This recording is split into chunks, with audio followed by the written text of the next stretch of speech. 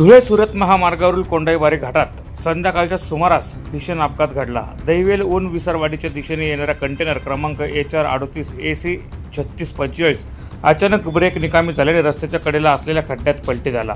या अपघातात कंटेनर चालक किसन राजाराम पंडित वय 43 गंभीर जखमी झाला आहे। अपघातानंतर तातडीने मदतीस धावून आलेल्या सुरेश वसावे यांच्या विनामूल्य रुग्णवाहिकेच्या सेवेमुळे जखमीला विसरवाडी ग्रामीण रुग्णालयात दाखल करण्यात आले। वैद्यकीय तपासणीत चालकाची प्रकृती गंभीर असल्याचे निदर्शनास आल्यानंतर पुढील उपचारासाठी त्याला 108 रुग्णवाहिकेच्या मदतीने नंदुरबार जिल्हा रुग्णालयात हलवण्यात आले आहे।